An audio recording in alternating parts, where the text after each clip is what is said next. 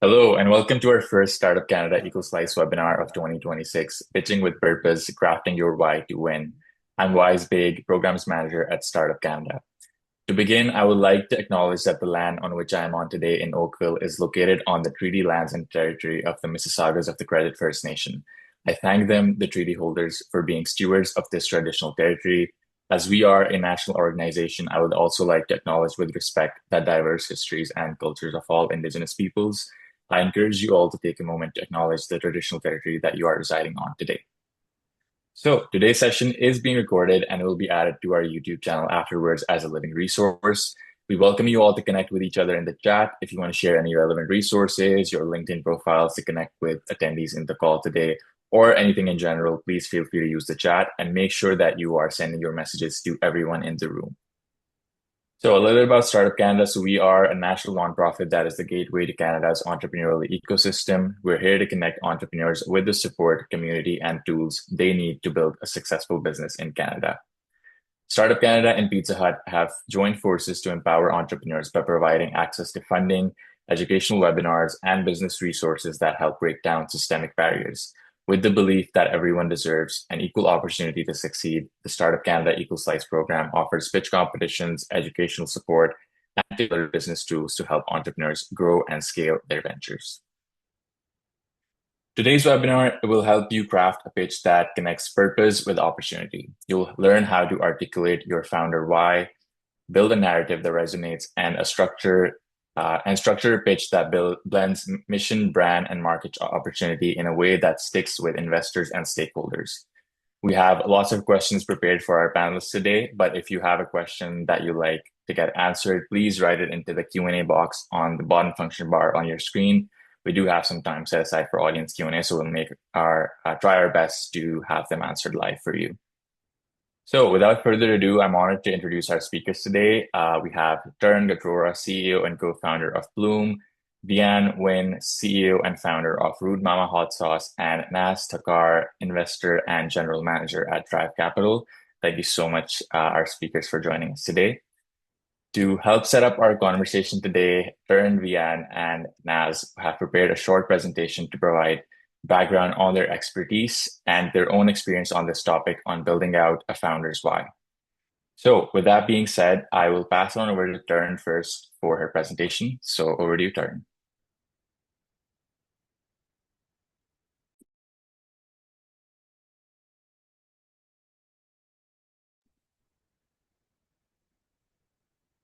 Well, I think we can't hear you, Taran.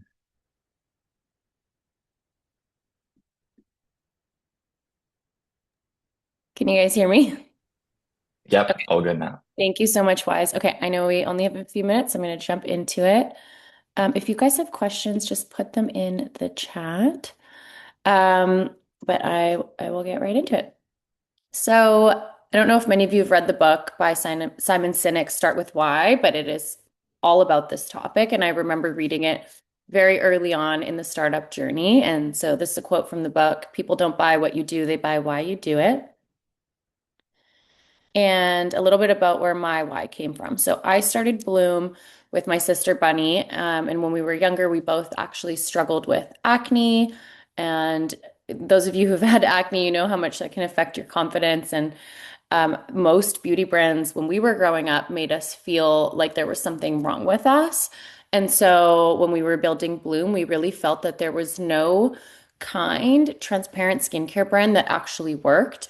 And so we set out to build it. And that was really our why. We wanted to help people gain confidence, but also feel, not feel ashamed, like feel open about things like acne.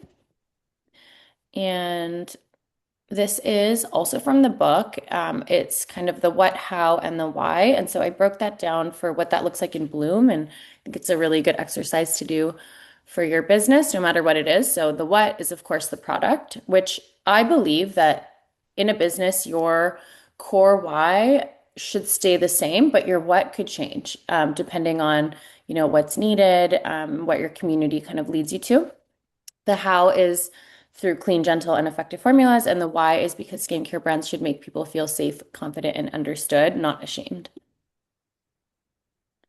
And so, what I think is really interesting is like to know you're on the right track with your why, your customers will echo that back to you. And for us, that proof is in how our customers feel after interacting with our brand. So we're not selling them products, we're selling them relief and confidence is how we kind of look at it. And so this is like the physical manifestation of our why is that, it's not about their physical appearance, but it's really about the fact that the products do what they say they're going to do. And as a result, our customers feel very emotionally connected to the brand.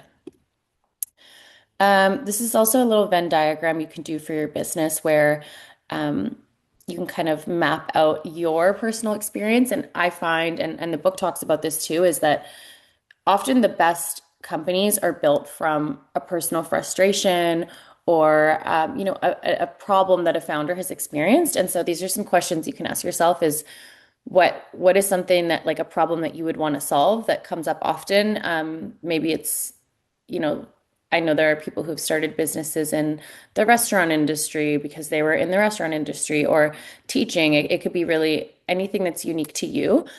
So why am I uniquely positioned to understand this customer?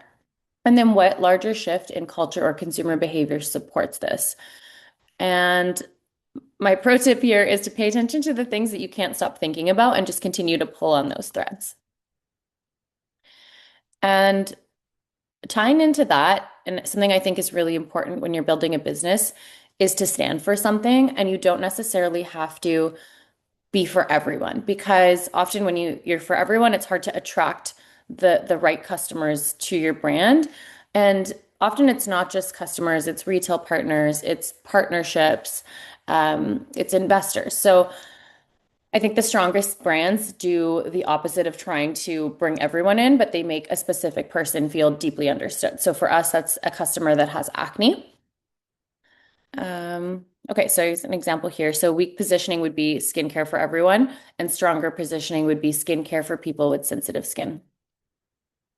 Your why is also a filter because it will help you attract the right partners. So on the right, here's the photo of influencer. She's a TikTok influencer, Spencer Barbosa, and she found Blume because she really aligned with the mission. And we were able to do massive partnerships with her because of that. And both of our audiences and communities resonated with this partnership because that why and that overlap of our values was so, so clear. And so that's another reason why I think it's so important that what your why is and what your values are you should be really vocal about it because then you're going to attract the right people.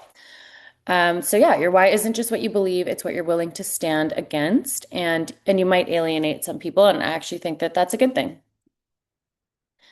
Your why will then help you inform everything else you do and it'll make it easier to make those decisions, whether that's product pipeline, distribution, partnerships, brand voice. And then for us, some of, the retailers that we were able to attract.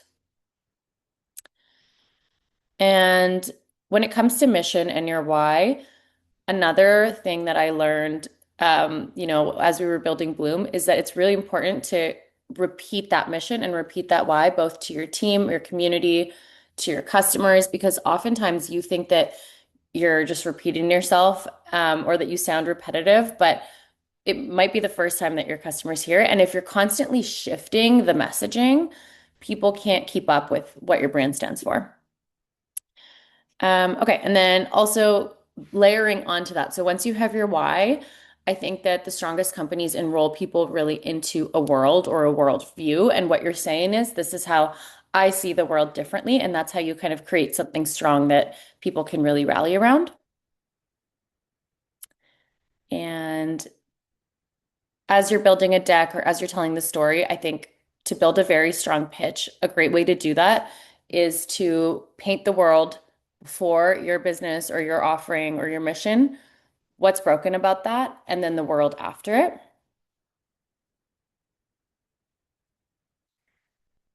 And then as far as kind of really putting this into a deck, um, this is kind of how I like to lay things out. So the problem, but really tying that into the emotional problem of like who is struggling and why that matters, because then people can really relate to that as they read it. The market shift or the consumer behavior surrounding that, or if there's trends happening, like in skincare, there's trends around, you know, there was a big shift towards clean. Now maybe it's more so clinical. So you're going to outline what those things are. And then the solution of what you're building differently, proof. So that would be your sales, your pipeline, your growth, your customers, your retention, and then the big vision and really what this could be. And that's really important to always include as well. Okay, that's my presentation. Amazing. Thank you so much, Taran. Thank you for sharing about Bloom's why and some advice for the founders in attendance as well. Next up, we have Vian. So, Vian, I'll pass on over to you for your presentation. Thank you so much. Thank you, Taran. You have such a wonderful presentation. I don't have a presentation, but I can I'm just gonna talk through. So a little bit about me and my company Root Mama. So I we do authentic Vietnamese hot sauce that handcraft in Canada using Canadian ingredients, and it would it for me it a love story. It spanned back 11 years ago when I tried hot sauce the first time in the beautiful island in the central part of our country, and then I immediately fell in love and it become such an obsession for me. Like I keep trying to find it everywhere I go. And when I came to Canada in 2017, I couldn't find anything I like. And me venturing out to find something similar, I get my hand to a generic vinegar-based hot sauce, and then eventually develop heartburn. I have like acid reflux, and I couldn't enjoy spicy food as much as I do. And that is where I find there's like a gap in the market. And then in deep of research, I find that there's actually 24 million people in Canada. The majority of them are Asian diaspora that have the similar problem with me, or like health conscious consumer that want to find a mindful choice, but they couldn't do.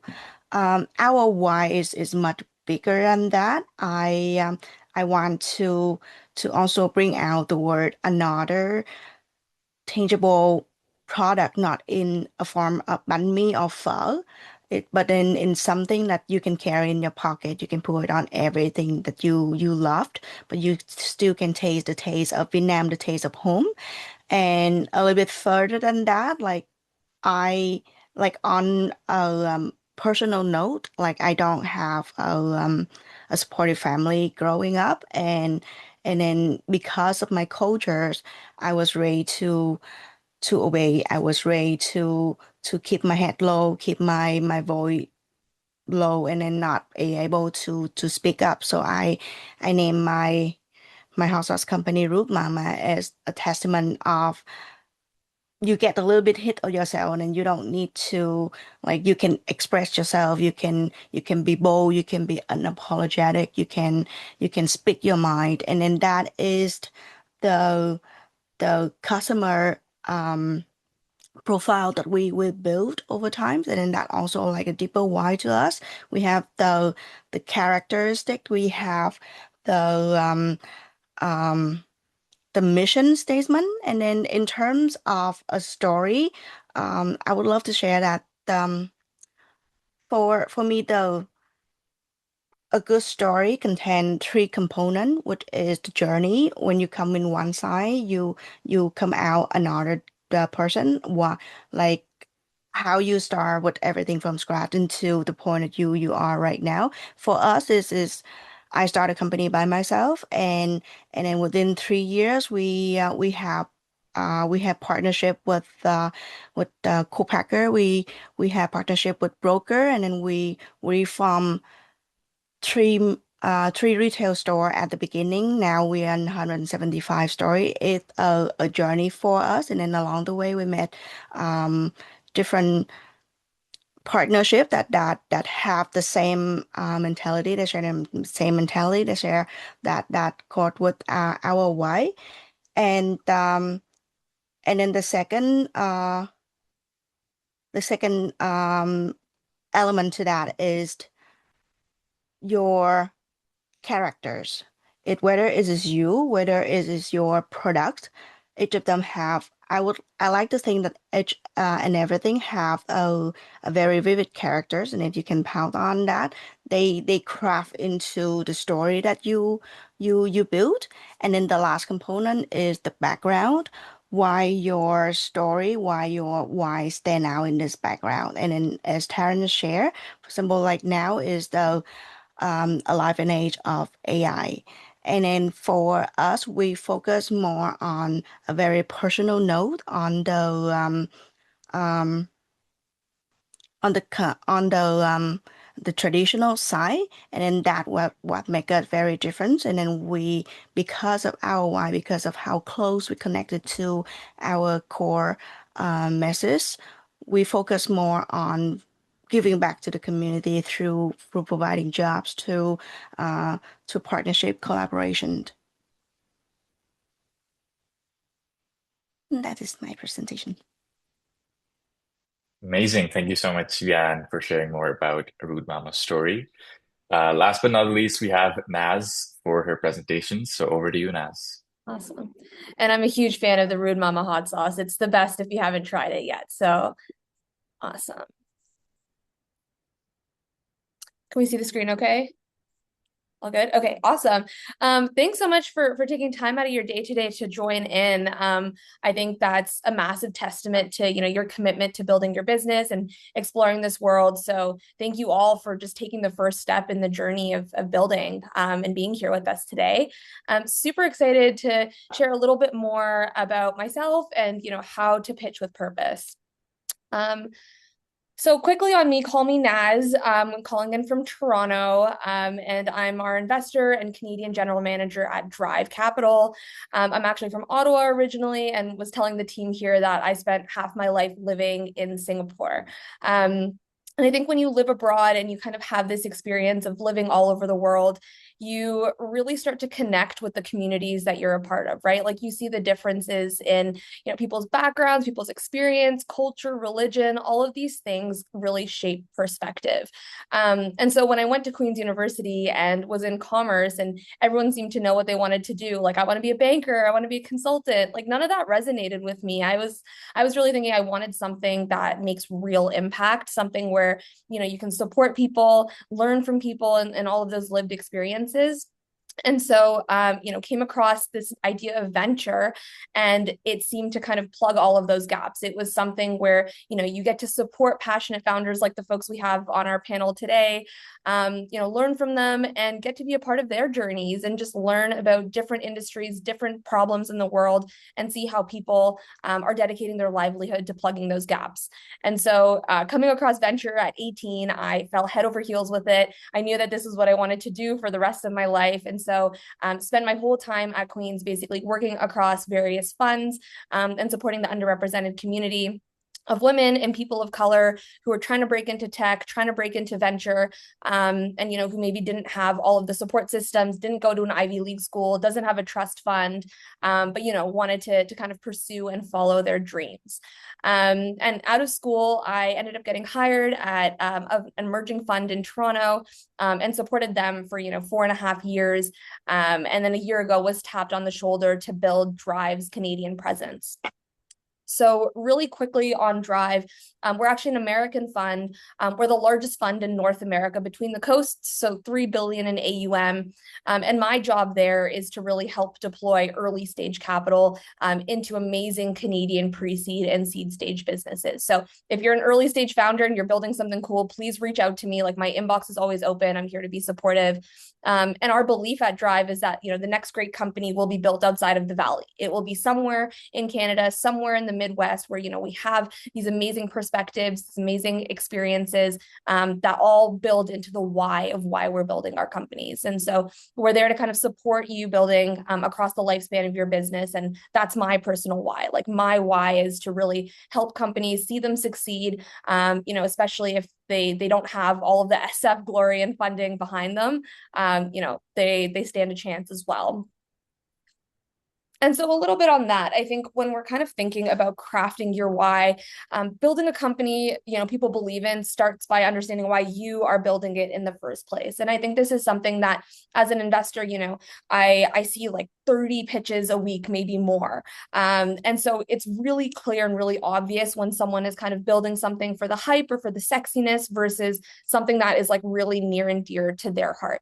And your why is really important because it does become the foundation for how you recruit, how you sell, how you raise capital from people like me, and how you survive the hard moments. I think, we talk about the why and like why that gets you started, but it's also when, shit is hitting the fan and things are really hard, you have to turn back to that inner self as to why you want to keep going, why this mission is very passionate to you. Because I think when moments are really hard in building a business, if your why isn't strong and you're kind of doing it for not all of like the right reasons that are true to your core, things can fall apart really quickly. And sometimes the why, I mean, like that can really, really range, right? Like it can be a frustration with maybe you were working at a previous company and you were struggling with something really hard and that was painful. And, you struggled with that a lot. And so you want to solve that. Sometimes it's an inefficiency you've seen firsthand. Or maybe you've, watched other people struggle, like maybe your parents, your friends, your loved ones, your community. You've seen people go through something that maybe you haven't firsthand, but witnessing that over and over could be a turning point for you. Or it's simply obsessing over a space for years. Maybe it's like not necessarily a problem, but it's something that, you've spent your time capital in and, you're really passionate about and you're excited to build in that space and maybe revolutionize it in some way.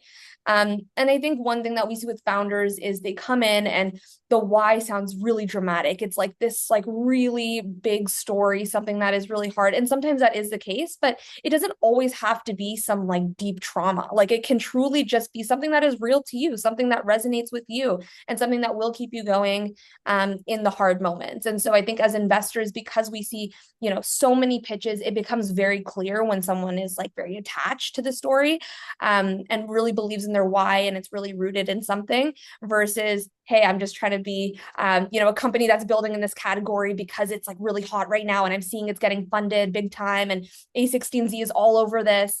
Those aren't real reasons for sustaining a long-term business. Like we joke, building a business, it's like a marriage. Like you're going to be in this for like hopefully a really long time. And so that why will wear down very quickly, if it's not true to you. So, and I know we're going to get into a ton of this later, but these are some of the things and the nuggets that as an investor, we think about. Amazing. Thank you, Naz, Vian, and Taran for your presentations. Yes, we're going to get into a lot of this stuff in the panel discussion. But before we get into the panel discussion, I'd like to introduce Hannah White, Head of People at Pizza Hut Canada, to say a few words about our partnership. So over to you, Hannah. Hi, everyone. Can you hear me okay? Perfect. Sorry that I'm a little late, guys. I had trouble with the link, but good to see you all and such an amazing opening from our three panelists. But I just want to echo a few things. One, Naz, I think you highlighted it already, which is, as Pizza Hut shows up in this space, one of the things that I always want to start and express is the fact that all of you are here today on this call investing in your own development. And that as a business owner is something so hard to do, stepping away from your day-to-day operations to really invest and really upskilling, learning new skills, and just taking advantage of these resources. So kudos to all of you for being here.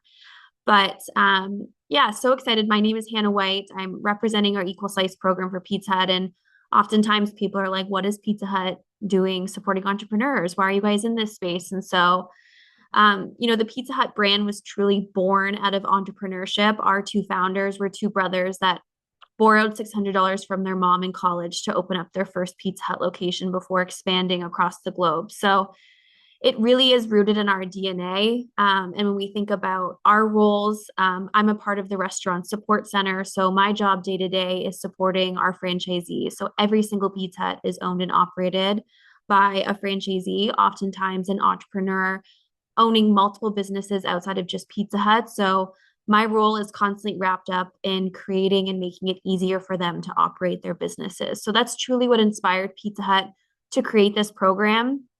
And really the goal for us is to not only provide these opportunities for education and resources for you guys as founders, but also for our pitch competition. So I always like to take a moment and do a shameless plug. And Vian is one of our recipients of our grants. Last year, she won our pitch competition in Toronto. So good to see you here. But that's coming up on June 3rd. We have an in-person pitch competition right here in Toronto, and then another one later on this year in November. So I always love to plug that. I think one of the biggest barriers many of you face is getting funding. Um, and so making it as easy as possible, but it's still so difficult to put together a pitch. And so many great tips from what you guys heard today. Amy, that's awesome. We're so excited to see you. That it's not easy to pitch. So I hope that you learn lots from this webinar. I think a few things already stuck out. It's the why behind your product, like what's different. The personal story. I think Vian, you did such a good job just explaining a little bit about you, your background, and what brought you to your journey. And I think Naz did such a good job telling about the why, what's setting you apart. So yeah, just so excited to see more from today, and thank you guys all for joining. So I'll pass it back over to the team. Thank you. Thank you, Hannah. Really excited to kickstart the second year of our partnership with the Startup Canada Equal Slice program. With that, we will now move on to the panel discussion portion of the conversation. Our moderator for this discussion will be Isabel Nolan, Director of Programs at Startup Canada. So over to you, Isabel. Wonderful. Thank you so much, Wise. Thank you so much, Vian, Naz, and Taran, for your wonderful presentations. It's so great to give our attendees an idea of who you are and your whys, right? And that's really why we're here today. I'm so excited that we're discussing this topic. I started out my journey in the entrepreneurship space organizing pitch competitions, and so I saw firsthand the true grit that it takes to build a business. And the common thread that I noticed in all of the pitches that resonated with not just myself, but anyone else that was in the room watching, was a very strong, well-rooted why. And to Nas's point, you can easily get lost in the hustle and bustle of your day-to-day operations or hurdles or challenges that you're facing. So coming back to your why is so crucial, and refocusing yourself and motivating yourself with all of those things you inevitably go through as an early stage entrepreneur. So we have plenty of questions to ask our speakers today, but I will just echo Wise instructions. If you have any questions for our speakers, you can add them into the Q&A box, and we will fit them in absolutely. And then also to Hannah, thank you so much for that plug. Yes, we are still taking applications for our Toronto pitch competition happening on June 3rd. There are like a few spots left. So if you are interested in applying, I've put the link into the chat there. And yeah, good luck with that. We also have a virtual pitch competition that you're welcome to apply. Those applications remain open for the next few months.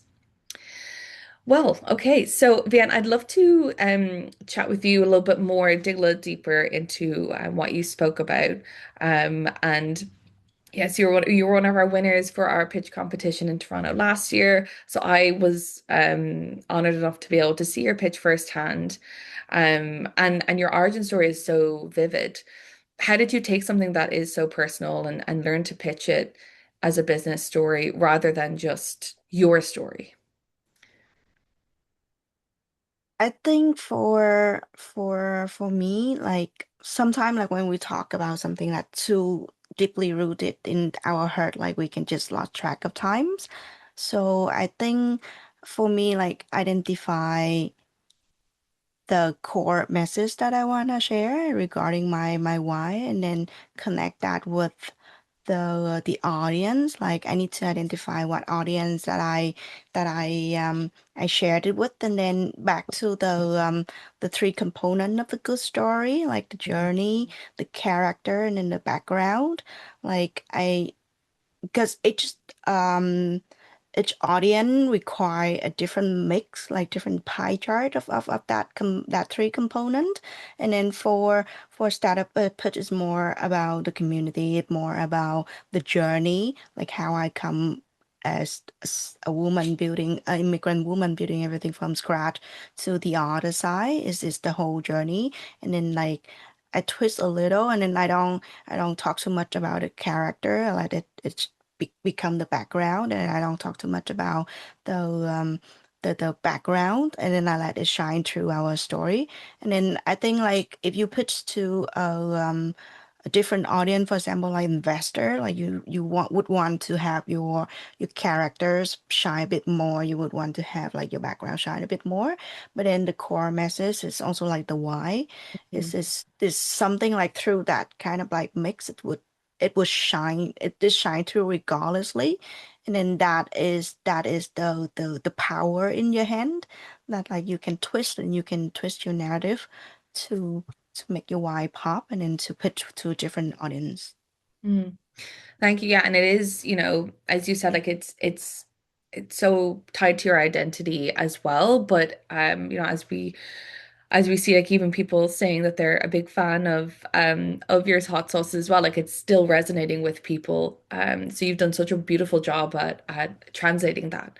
And Taran, for you, it's the same. Like your why with starting Bloom with your sister, it was such a personal journey for you to start your business.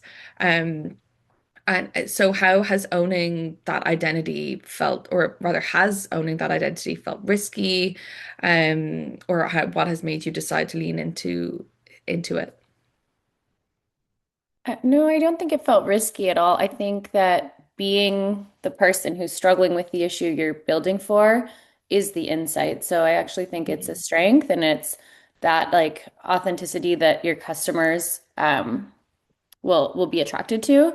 And so I think that people resonate with that. And I think for us, like a lot of our audience, they know we understand the problem and they can see that, we've lived it versus like in beauty, there's a lot of big faceless brands or conglomerates, or they're, built in a boardroom, and they can't connect to the founder, and they can't connect to someone who's truly experienced what they have. And that's why I think our messaging resonates so deeply. So I don't think we've ever tried to distance ourselves from our own story in that way. And I think you should lean into your why and your authenticity as much as you can.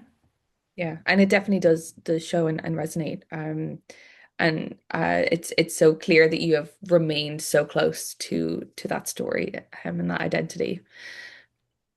And Naz, you spend a lot of time with early stage founders, as you mentioned at Drive.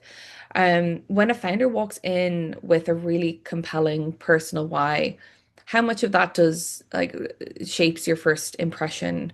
And is there such thing as a why that's too personal? Yeah, no, totally. When we're doing early stage investing, there is no data, no metrics, like often no revenue to really determine why this company is attractive. Like it truly does come down to the founder and the team and that why and that story. So I think it is like so important, and it does shape almost our whole impression around an initial business, because it is that story and it is like the quality, like the founder's, dedication to the business, that really is a testament to, okay, maybe we should move forward with this investment or not, because yeah, there's rarely any data to go off of beyond the founder is like incredibly committed to this. And I think it also, really ties to what we like to say in venture world, which is founder market fit.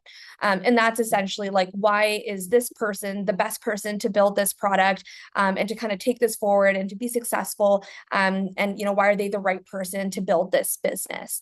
And so, when the why is like so deeply attached to the product and the market and all of those things that you're seeing, it's like a very clear picture for investors, that makes things like a lot more compelling, that, okay, this is the right person to be building this, and like they are attached and they will kind of go the long journey. I think where like it can break down is maybe if the why doesn't bridge into actual market opportunities. So again, there's like a story, but like the product itself, or like the problem that you're going after in the market doesn't exactly attach to the story that maybe the founder is sharing. That's where you kind of see a little bit of a breakdown. And so I think investors are like not investing in like trauma. It is like the insights that are born from experience is like exactly what we're looking for. It's like, I have this, or like I've noticed this, or I've experienced this, and therefore like I'm creating this exact thing to kind of solve it. That's such a good point. Thank you, Taz. And to sort of follow on from that, like how do you think the investment community is actually doing in recognizing identity rooted stories as a strength rather than maybe a niche? Yeah, I think it's improving, but it's still imperfect. Like we're seeing, more women of color, in the venture world that are on this side of the table. We're seeing more of the underrepresented community that, often kind of ties and can relate to a lot of the lived experiences, which is great. Unfortunately, venture historically has pattern matched by favoring founders of like a very familiar archetype. And like Drive is literally trying to change that by saying like, no, we're not going after like the tech bros in SF. Like we want to find like the real people that have real stories. And I think some of the biggest opportunities like really come from founders that are solving problems that maybe outsiders have underestimated. And so I think lived experience is really important. And I think it's something that we are spending a lot more time, working towards. And as we have more diversity on this side of the table, that inherently translates to, more diverse investments. And I think sometimes, a reason a market looks niche to investors is because they've never personally experienced the problem. And Mhm. so it's also, on the founder side to be able to educate us because we can't be experts in every single thing. So, having a good founder story and the storytelling really, really helps for us to understand, some of the markets that maybe we aren't familiar with. But I think a big problem and a big part of it is having diversity on this side of the table at first. Yeah, and I completely see that, and I think we are moving in the right direction. Of course, yes, there's always more work to do, more improvements to be done. I actually I was a jury member for a pitch competition yesterday for Femtech Canada, and so all the businesses are specifically built towards bettering the health of women. And this came up a lot is in these rooms, especially in investor rooms, is sometimes you may not always have even a woman on the other side of the table, and so you are doing that educational piece for people who aren't, for if it's just men, they're not experiencing the things that women are. So you're trying to convey the importance and that this is not a niche market that you're trying to tap into. Um, uh, Taran, if I can go back to you, you have such a values-based or values-driven brand, and you want investors to feel that mission, but you also need them to see the market, especially, if it's just men you're talking to, or perhaps the investors don't have younger children with the problems that you're trying to solve. How do you structure your pitch so that the purpose is opening that door, and their numbers are closing it? Yeah, that's a great question. I think if anyone's read Emma Greed's new book, she talks about this a lot, where oftentimes women-owned businesses or founded businesses feel pressured to lead with purpose or social impact. And I think she puts it really well that at the end of the day, when you're building a business, investors are they're looking to return their capital back. That's kind of like the nature of what they're doing. So I actually think your why is what's um, showing the problem that you're solving and why it matters to you and the change in the world. But really, what the investor is ultimately investing in is the business and the fact that, this is going to return their capital back. So that's why I like to start with the problem you're solving. And I guess the way that I framed it earlier was the world before your solution and the world before your business, and then the impact that it has in the world after. And then the proof, which could be, you know, if you don't have revenue yet, the pipeline of business you've closed. If you're already launched, like, or if you're a company like Blume, then your customer growth, your retention, your repeat purchase rates, obviously your revenue, your profit margins, all of those different metrics that investors look at. And for each founder, those top three KPIs will be different. So it's really important to, of course, know like what are the most important metrics for your business. And then definitely like that is the proof that's going to show them like, okay, why should they be investing? And if you're pre-revenue, then maybe what does that opportunity look like? Excellent. Yeah, excellent point. We've just had someone ask, can you repeat the book that you mentioned, and we Yeah. can have a link into the Yeah. chat. So one is Start With Yourself by Emma Greed, and the other one was Start With Why by Simon Sinek. Yes, brilliant. Thank you so much.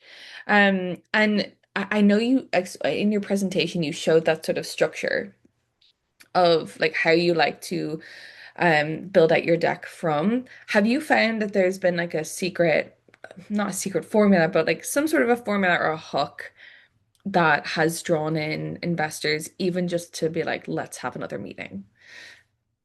Yeah, I think it is really sharing that future potential and vision as well. I think it's definitely like for female founded businesses, at least from the conversations I've had, there definitely is more, investors are looking for that proof and that revenue. And that just goes back to, I think the part that, um, you were saying, Naz, about the pattern recognition, where oftentimes we see that the tech bros are able to raise money on just an idea. But I feel like for some, you know, like for our business, we had a $2 million run rate before we were able to raise money. So I think a lot of the time, unfortunately, we have to work a lot harder as diverse founders to show that traction. And so I think the hook really for us, the thing that made people invest in us was one, our passion and our story, but the proof was in the revenue and the business that we had built. And so I think it's definitely a mix. I think the why is so important, but like Naz said earlier, like people aren't just investing in, that pain point. It's also like, okay, so what's the market opportunity here? So I think if you can really showcase that and paint that picture, for investors, that's really important. Love that. Yeah, exactly. Like you're opening the door maybe with your why, but you really have to have your numbers in check with those meetings. And but it also comes across for customers, right? Like when you have that strong why, you are connecting with them as well. So of course, the why for like these conversations with investors or other types of funders are so important, for our attendees, but you also have to think about it from like your storytelling, marketing opportunities, and how you're um um getting your customers into your business. And Vienne, you've identified such a specific gap, sauces that were either too harsh, too vinegary, nothing tasted like home for you.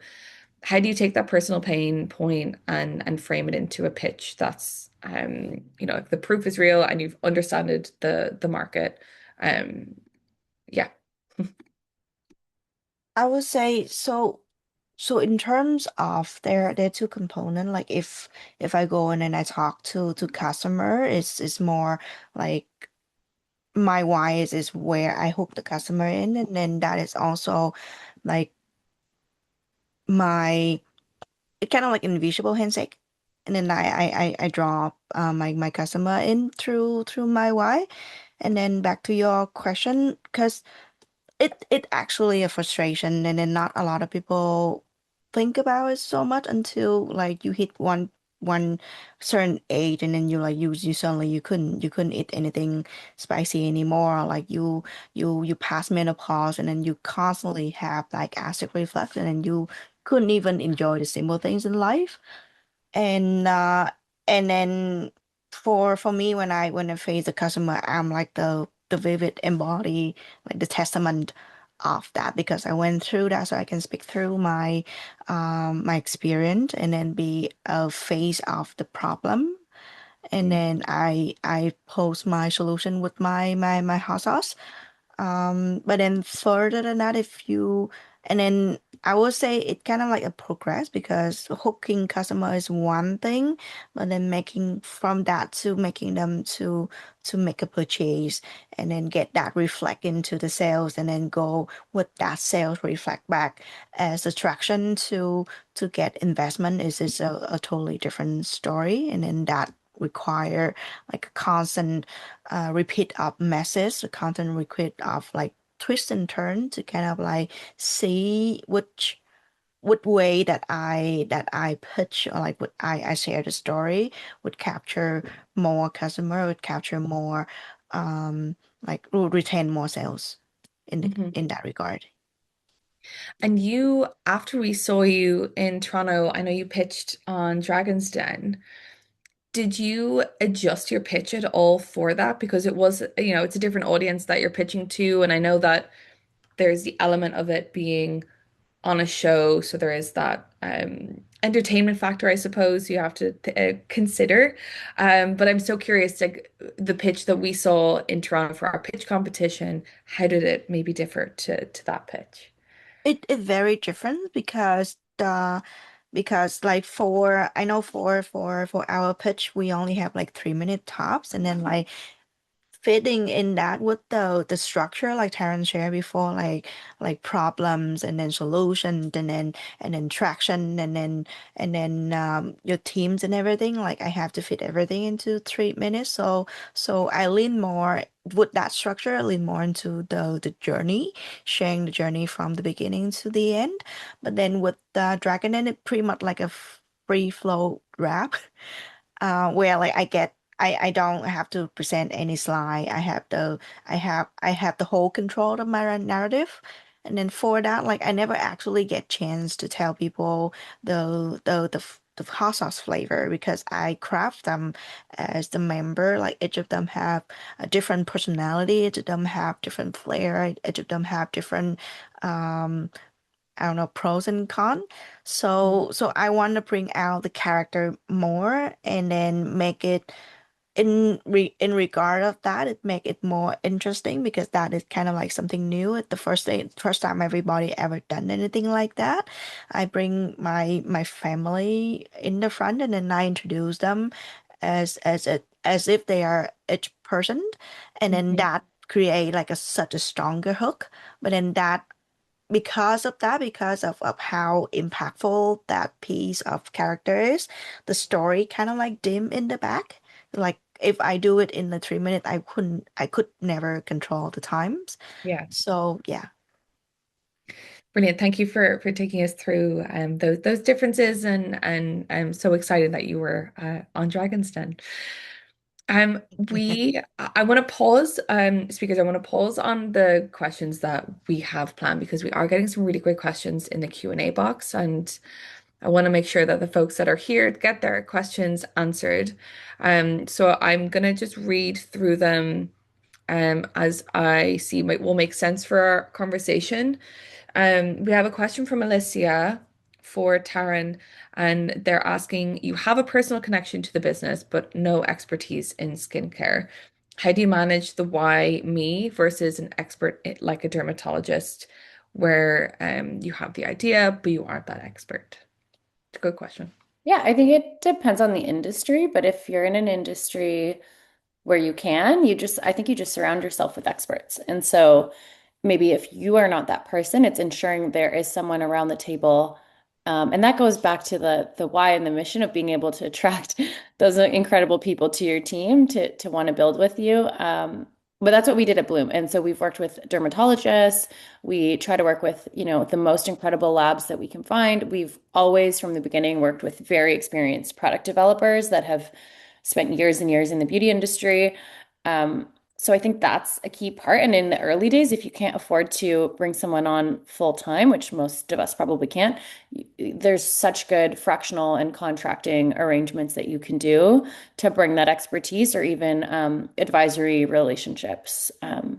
So that's what I would say for that one. Great answer. And yeah, like that relationship building at the beginning, like a lot of the time you'll hear, your pitch needs to have an ask at the end of it. Your ask doesn't always necessarily need to be a monetary ask. It can be introductions to industry experts or someone to be an advisor for your team on certain things because you won't know everything. You're going to have your strengths and you build that team around where you need to fill in those gaps for yourself. Great question. Thank you so much, Alicia, for asking that. Um, Let me see. So there's a question here, Vian, for you. So their question is from Kadeem. As a solo founder, at what point do you feel like your business was ready to hire others or to outsource labor? If you could start over, would you hire faster, slower, or the same? I would say the most vivid sign is like you start to have like a zombie schedule, like you don't know who you are anymore.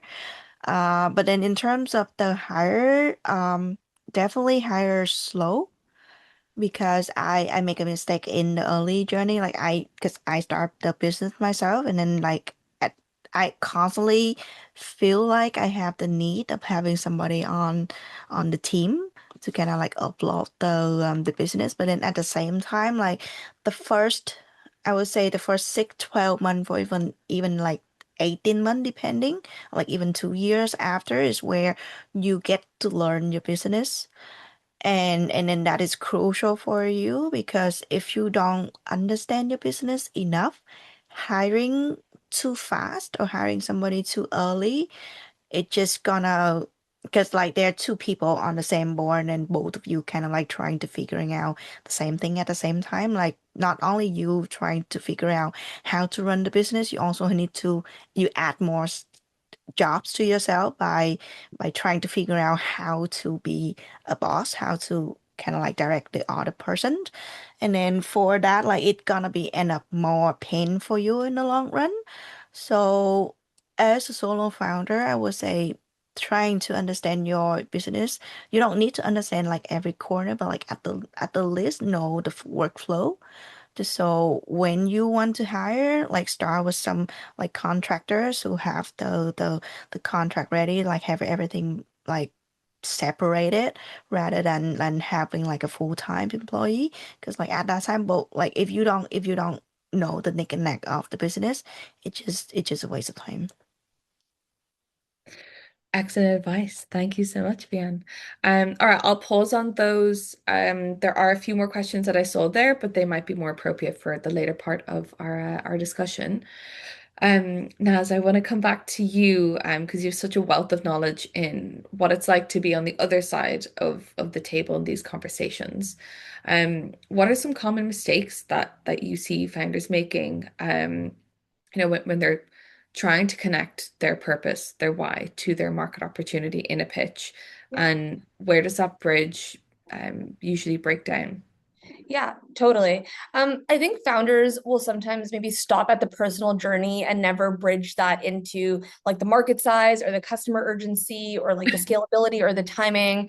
I think Taran's story is so great. Like she mentioned that, her and her sister had this journey with acne. And when you kind of think of the skincare landscape, like there's actually tons of products out there, previously that maybe are like a little bit more harsh on the skin, but they're very like targeted towards acne and things like that. And so she kind of found this new way to approach it where it's like destigmatizing, having these challenges with your skincare and, looking for more natural products that are, more friendly for the skin, are dermatologist approved, all of those things. So I think that's like a really good example of where her story didn't just, force her to kind of make one and the same problem or one of the same products that exist. It's like, what is also a new and novel approach where I can like take my product and then approach it that way.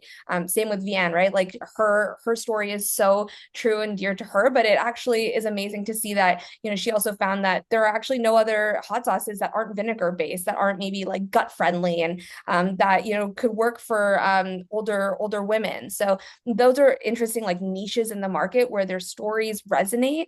But it's not like, okay, but let me just create the same product that kind of exists out there. It's also like what's like the new and novel approach that, isn't in the saturated market. And so I think that's where, yeah, you have to make sure that the why also means that there's a really interesting business proposition for tooling or products that like haven't existed today. I love that. Yeah, and that is so true. It is just like reframing the approach, that you're not necessarily reinventing the wheel, but it's just coming at it from a different angle. Yeah. And so when you've had your meetings and it's like, okay, we're gonna partner, you're writing the check, you get that front row seat to what happens to a founder's journey then, and you get to see it evolve. Do you want to see a founder's purpose evolve? Do they tend to evolve as time goes on? Or are you kind of set on like them staying anchored to exactly why they what they came to you with in the first place? Yeah. Yeah. I think the intrinsic question founders like firstly have to ask themselves before fundraising is like, do I want this to be a venture scale business? And like potentially, have millions and millions of dollars raised and maybe IPO in the future, like want that like big scalability, or do they want to be a lifestyle business and maybe raise like a little bit of capital, maybe not raise any capital, and kind of stick to like their current offering that they're bringing to the market? Like there's no right or wrong answer. If you are going the route of wanting to be a venture scale business, raising a bunch from investors, then I think totally like the why will definitely evolve. And I think that's healthy. Like, I think the core motivation will likely stay the same. Like, that's what you started the business with. That's what you have identified. And hopefully, this call will help you kind of figure out what your why is. But the company vision will have to mature, and it will totally evolve and become maybe wider than what your initial offering was today. And I think that's totally fine. Like, that's what will allow businesses to become big, to become successful. So it might not be like exactly targeting like the demographic that you're initially going after, or like the problem that is like super true to you. That might really evolve and expand. And I think as VCs, we actually worry if like, it's really staying like too honed in on the specific thing, because you won't be able to like sell to a bigger group of people, or like offer what you're building, to more folks to generate that revenue and to become that venture scale business. If you're building something and you kind of want to keep it like very specific to like the why today, that's totally fine. It just might be a little bit more challenging for a VC to, like Taran said, like get the returns that they're looking for. And so that's like something that in the early days of building your business, you also want to question, like, what is resonating more with you? Are you okay potentially losing a little bit more of that like initial sight of why, because like what you're going to build in the future becomes so big? I love that. Yeah, and it's so true. And I think when you're sitting down and crafting your why, I feel like you're also it is so important to think about the growth that you want the company, and the direction of the growth that you want it to come into. So should that come into play then early on when someone is crafting their why, it's like, okay, currently like this is our mission, this is who we want to serve, this is why we are doing it, but this is where I want it to go to before they come to you. Yeah. Brilliant. All right. I have a few more questions coming in here, so I want to make sure we're getting to them. Um, so Kadeem has asked Taran a question, but I feel like Vian, you can also speak to this as well. So what are some of the most effective things you've done to foster community and build loyalty with your customers? So Taran, maybe I'll go to you first.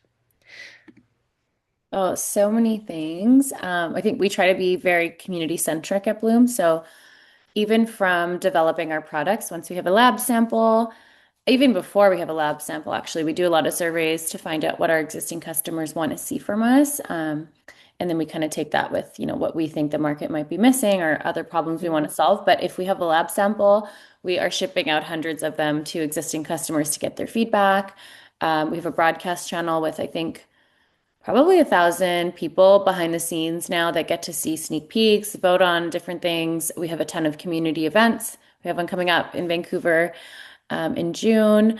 We really try to treat our customers like influencers, and then we also like to really like bring them into different parts of the brand that not all bigger companies traditionally would. Yeah, those are some of the things. And then I think like even just like customer service, we are so particular about how we do customer service and really trying to make it top tier, because I think that's a big part of like building that community as well. Yeah. I love that you involve them with the expansion and the direction of things. I think that's so wonderful and important. And yeah, you don't get that sort of care from the larger conglomerates. A really great way to make your customers feel seen and appreciated. I really love that. Vian, anything that you do to foster community and build loyalty with your customers? I would say the first step to build community is put your face out front first, because I used to have kind of like a fear of like not really sharing or like put my face on social media. And then since I starting doing that, like the content that I post, I get more engagement because people now have the face of the brand to put for. And that just like the little step that you can start with. We also do like we do repeat market where we have like repeat customer, and then we go back there and then just to serve them. Um, And then other than that, like we participate in in different programs that we have like a community of co-founder that that have like similar passion with us, and then like we listen to customer when they give us advice, when they give us feedback, and then we putting our recipe to formula, because before we use canola oil in our product, and now the next batch that just finished, that we first switch everything to extra virgin olive oil is the commit to serve the premium brand, premium hot sauce, and then we stay true to that. I love that. And so speaking of like batches and being a small batch handcrafted product, it's such a wonderful story, I love to buy products that are built in that same way, especially when you're buying like products specifically and you're buying local and everything. It's feels good to buy from that. But for investors, often maybe they'll hear that and they'll immediately think about scale. So how do you get ahead of that concern while staying true to what makes Root Mama what it is? I would say, if anything, that give us a advantage, because Mhm. with the small batch we will be able to control the quality, and then because we portray, and then we know that our product is a premium product. We serve the premium customers, so we don't scheme on the ingredient. We don't scheme on any. We don't cut corner, and then for that, if in because we have co-packer, so like we can make as many batch as they want, as in terms of scaled up. And then if anything, like expanding or like production is not the problem. The main problem along the line is how to hold control of the quality if Yeah. we were to expand. And then we just it with our living proof, like we are actually doing it. Yeah. Yeah, I love that. And as from your side, if you were to hear that, someone is creating something in small batches, um, what advice would you have for founders who maybe feel like they're still in the kitchen phase? How can they talk about a big future vision when their current reality is still maybe quite small scale? Yeah. Yeah, it's a good question. I think a big thing that investors care about at the early days, as mentioned, like there's not always going to be revenue and traction and metrics to assess for an early stage company. And we totally understand that. And so, one thing that we do care about is this notion of like distribution. So, totally, like, if it is small batch, like maybe how are you developing community or brand online, or, doing these pop-ups or going to conferences or like hiring like the right people. All of those things contribute to, de-risking like the ultimate success of the business, and like how you will distribute once you kind of hit the ground running, like you've cooked, you have that product and you're kind of ready to go. And so we talk about a lot of those things because, again, there's no metrics to really discuss. So it really is like, how are you thinking about, once you do have the product ready, or maybe to generate hype beforehand? Like, are we, sending like early products to influencers or people? Are we building brand online and like getting people excited, or do we have like a wait list generated? Do we Yeah. have like for tech solutions like letters of intent? Early design partners, pilots, like those are all things that you don't necessarily need like a fully cooked product to kind of show some of those signals that you are thinking about like what the next steps will look like, and kind of setting yourself up for success. I think the last thing investors want is for a founder to like spend all of their time building the product and being like, okay, it's ready to go, and I have no plan for like distribution or kind of going to market. We want to see those things kind of happening tangentially. So Mm. it's actually a good thing if like not everything is like fully baked, but you have these thoughts about like how once the product is ready, you will kind of hit the go button.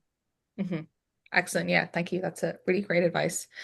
And I Vienna. just want to add to that. I think like the greatest thing for a small business is you build the customer, you build the community first, and then there's nothing greater than like selling out your products and like that Mm. have that traction, and then like start to kind of like, hey, I don't have any more stuff to sell. This is my proof. And then like that is what everyone aiming Yeah. for. Yeah. Yeah, that's a great point, is yeah, building up that hype beforehand and getting to sell out. Yeah, that must be a great feeling. Um, and but of course, like not every pitch goes the way you plan, or not every conversation ends with a yes and a handshake. So was there a rejection, Vian and Taran, a rejection or like a tough room that made you go back and fundamentally rethink how you were telling each of your businesses' stories? Taran, I'll go to you first. Yeah, I think there's so many as a founder. You're facing rejection all throughout your journey. And I think it's a bit of both where you have to, the key is to always stay open to the feedback on your business and ed execution, but also to be able to take certain things with a grain of salt. And that's just ultimately your job as a founder is to make those calls. And, you know, if you're getting the same feedback over and over again, I would definitely pay attention to that because there could be, something there that you're not seeing. Um, but at the same time, sometimes that it goes back to the why and the alignment. The fact is, there just will be some investors that just aren't aligned and they just don't get what you're doing. And I think that Yeah. the key is to move away from um, those no's quickly. Like take the feedback, incorporate it, but you don't have to convince. If there's an investor that doesn't really get it or align, you don't have to convince them. You just go find the ones who do get it. Great. Yeah, and not saying yes to all money. Not all money is good money. You want to make sure that, especially, for investment, it's a partnership. It's sort of like a marriage. Like you're getting into a relationship with this person for a long time. So, Yeah. really, really great advice not to listen to all of it or take it on board and change something just because one person said it. Yeah, and it's a numbers game too. Like one thing we were always told is, a no is a blessing because the last thing you want to do is be in the middle with an investor where they keep saying like maybe and just are wasting your time. You want a yes or a no so you can move on to pitch our other investors. Yeah. Yeah, absolutely. Great point. Bian, how about you? Any tough conversations or no's? I totally agree 100% with Taryn. I mean, like I'm Asian immigrant, so I raised with no. So getting no is just like a normal day for me. And then for especially for hot sauce, if I rolled up on like a heat wave, like you never heard no like ever before. For me, like if I go to a pitch and then I have no, like if I apply for anything and I get the no, I would always reach out and ask why. And then I think like as a Yeah. founder, it's very important for me to kind of like keep my head cool, like how it hurt, but then how you can kind of like pick yourself up and then keep going. And then sometimes it's not you, it the system. Like sometimes it's not you, it's them. Like for example, for Dragon Den, like sometimes like founder with like amazing product, amazing company get a no just because they always say yes to a similar category. So like not always is you.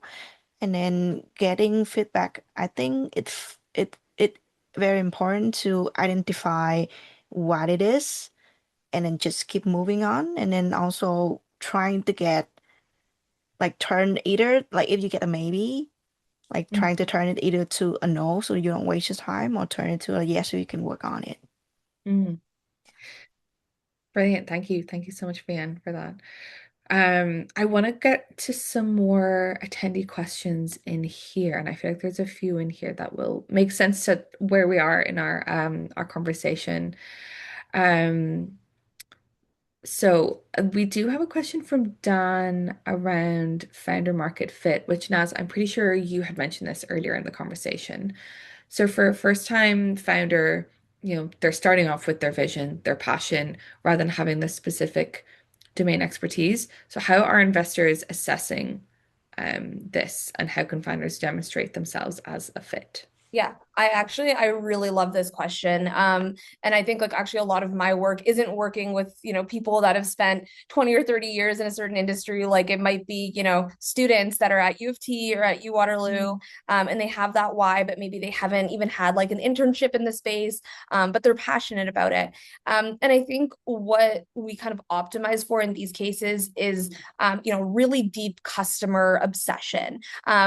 Anything that you can like be learned in a job or an internship, you can kind of find those insights on your own. You just have to like get after it, do some validation.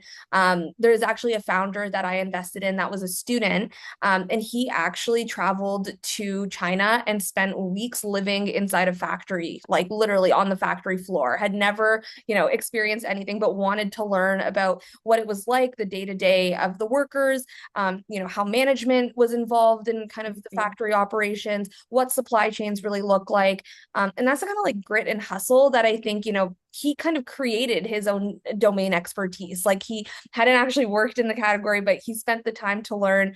And he surrounded himself, kind of like to Taran's point, of people around the table that could help him and knew a little bit more about the category as well. And so I think, if you don't have the specific expertise, like nothing is stopping you, like have the audacity to go out, like reach out to people, learn. If you're like building in healthcare, for example, like reach out to the doctors, talk to your family, friends, kind of find the threads in your network to basically educate yourself. Because I think that is actually like really good signal to investors when it's like, oh my gosh, this person like truly does care, like they truly are searching for like the truth and like really the problems that exist in this industry, even if they themselves like don't have what we call like experience or like a resume around that. I think those are like the types of businesses that I would personally want to invest in, because that is like true hustle. I love that. Wow, what a great example of really like putting the gears into motion and learning what you don't know. Yeah. And also that shows like, I mean, it shows that there's drive and intention behind that passion as well. Like it's one thing to have that passion, but to then like demonstrate like this is how far I'm willing to go to learn more or to expand on what I need to know is fantastic. And as like further on from that, if we can keep sort of in that same realm, um, like as this program is built with the view that everyone deserves an equal slice, we're looking to support founders from equity seeking communities. Some of them may not have the same friends and family capital or traditional networks, or maybe they immigrated to Canada and they're sort of starting from ground zero in this regard. How can they use their story to build that credibility, that maybe some investors might unfairly scrutinize? Yeah. Yeah. I think like going to an Ivy League school is something that very traditionally investors would, praise. I think that's actually really changed now. I do think that lived experience and like storytelling really becomes the credibility advantage, because at the end of the day, like, who your parents are or like how much money you have in your bank account or like where you were born doesn't really dictate or like translate to actual outcomes in terms of like founder success stories. I actually think it's, the folks that have had the cards stacked against them that end up being the most resilient. There's this term that like I love to use, like we look for founders that have cockroach mentality. And like if you know a cockroach, it's like you can literally stomp on it and cut its head off and it'll like still be running around. And so we look for founders that like when things are really, really hard, they want to keep operating. They like find a way. And I just think that, underrepresented founders, immigrant founders, like we have kind of had to experience that our whole lives. And so that just like automatically translates into when you're building a business. They haven't had all of the success and outcomes in life handed to them. And so I think some of the strongest founders that I meet are building from a proximity to a problem, not proximity to venture capital. Like you have to ultimately stay true to you, because it's going to become very clear if, again, you're like building this for like the wrong reasons. Yeah. So yeah, like double down on who you are and like the life that you've kind of lived, because that is going to translate so much more to like an amazing business, an amazing outcome. Amazing. Thank you. You're getting some praise for sure in the chat. But that's great. That's so great to hear that and that perspective is shifting, and it, the Ivy League education, like you mentioned, isn't holding the weight that it used to. Vian, how did you approach, building your network and your community, having moved to Canada? And, it's one thing to move to a different country. I moved from Ireland to here almost 7 years ago, and it's one thing to build your community network just like as a person living their life, but it's a whole other level than having to build that professionally and starting a business. So how did you navigate that? I think the first thing that I do is I did attend, like when I know that I want to start a business, like before, even before that, like I attend a lot of programs and then trying to get a hold of, because before my word and then my word today is a two different word. And then I think like if you're an immigrant, you get out of your shelf, it just you get out of the water, like you're in a different water already, like there's nothing stopping you. And then just kind of like find that courage in you and then be like the best cockroaches out there. Um, and then just like one thing will link to another if you get into the right groups. And then the expansion of community, the expansion of your connection networking, it's just the matter of times. And then in terms of that, like startup Canada is something that I owe so much to, because when it's actually my first, you are the first event, like in-person event that I go to. And then from that, like I learned about the forum. From that, I learned about other uh like organization in the ecosystem, and then like we just build the foundation there. And then I think the best thing to do is you bring yourself there and then be your authentic self, and then just being open about your problem, being open about what you're facing. And then it's just the nature of people, like we are all here to help. We are here to if we cannot guide you, at least we can give you an advice and then point you to the next person that can do. Hmm.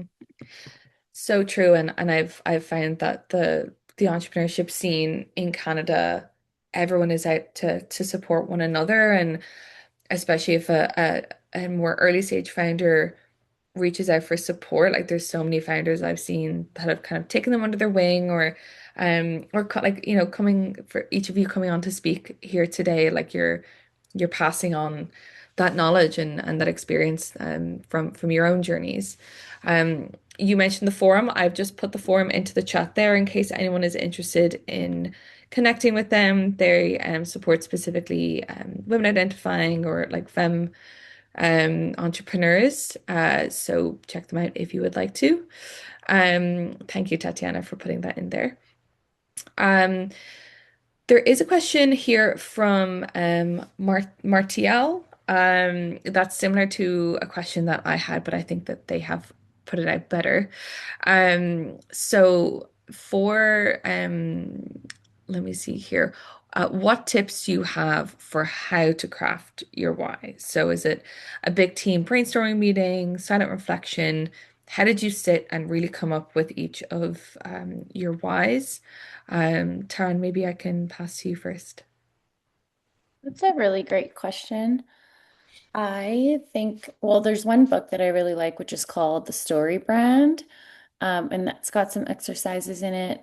If you, I guess, already have a business or company and you're just kind of trying to make your story tighter and clearer. Um, yeah, and then I think it's just really going back to sitting with yourself and asking yourself some of those questions. I think I had a few in my deck around just having that conversation, I think, with yourself. I would probably, if you're a solo founder or you have a co-founder, I would do it in those teams versus maybe a team brainstorm. Um, if it's like really trying to figure out the core why. And then like a values exercise as well. And then I think in my presentation, I had a Venn diagram, which is you can find that in the book, Start with Why, and you can kind of work on some of those exercises and build that out. And that, I Mhm. guess that would be my advice and kind of what I did. Wonderful. Thank you, Taran. Bien. your advice on creating your why. Like how did you like sit down and really craft your why? I think I would start with the most burning sensation of your like you have the product. Somebody have a different way of like crafting their business idea. Like if you have the products, I think it would be identify your audience and then the closest audience to you, and then it might take a lot of time, but like it just kind of like from your product to your customer, figuring out what is the closest one to you, what is the most burning reason why you want to bring this one on live. It doesn't matter if it is too it is personal, it doesn't matter if it like general, just kind of like have a journal and then note everything down, and then over time refine it and refine it and refine that, and then you can also apply to the story pie chart that I share.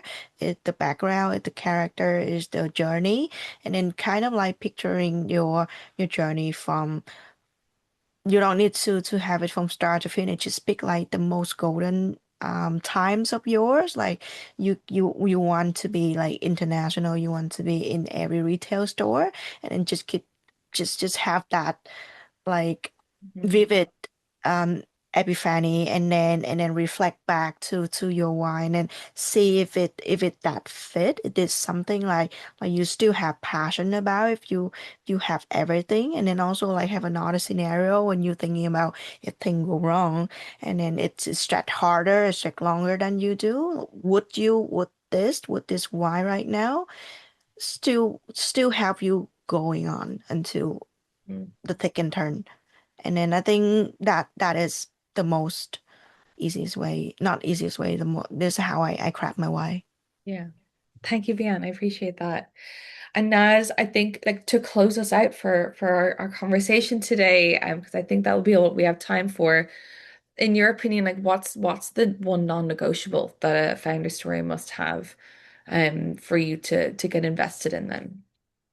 Yeah, it's a good question. I mean, it's really like everything we've kind of discussed today. It's so simple to say like your why is like gonna be a big determinant of why like a business is successful, because as an investor, we have this notion of like the Babe Ruth effect, which is basically like we need one home run in our fund to return it, right? So we maybe invest in like 100 companies in a fund. We need one to be successful. The rest of the companies will fail in some regard. They're going to have founder breakups. They're going to have, maybe like COVID happened and kind of changed the way that their businesses are distributed. They might have like regulatory issues come up. All of those things are like hard walls and barriers and challenges. And if your why isn't strong and kind of like your reason and your motivation for being dedicated, then I think a business, like we see those businesses fail all the time. We see people building companies that, wasn't true to them initially. And so it really is figuring out like what is the one thing that will keep you going when like all of the cards are against you, because in every founder journey, like that is something that will come up 1,000%. And so, yeah, just having something that really feels true to you in a business that you think about in the shower, you can't shut up about with your friends, your family, all of your loved ones. Like it's something that you think about all the time, and it's like your livelihood and what you truly love. I think that's what, matters to investors. Mhm. Well said. Thank you so much, Naz. All right, I'm gonna close out our conversation there. Vian, Taran, and Naz, thank you so much for chatting with me and coming on today and sharing all about your journey and your whys. I think there's been so many great nuggets of gold here. And I will pass it back to Wise to close us out. Thank you all so much. Amazing. Thank you so much, Isabel, for moderating this important conversation. I feel like we could keep going, but really happy with some of the important points that we were able to cover in the time that we had today. We do have a feedback poll going out just right now. We'd greatly appreciate it if you could complete this before you leave. Thank you again to our fantastic speakers, Taran, Vian, and Naz, for your time and expertise today. I'd also like to thank our co-presenting partners, Pizza Hut Eco Slice, for their generous support with this program and for their commitment to supporting equity-deserving entrepreneurs. We are hosting our next webinar of the Startup Canada EcoSlice 2026 program on July 14th on a very important topic around accessing funding, grants, loans, and non-dilutive capital. We will share the registration link in the chat for more information. But with that, that is all the time that we have for today's webinar. Thank you so much, everyone, for your time today. Take care and bye.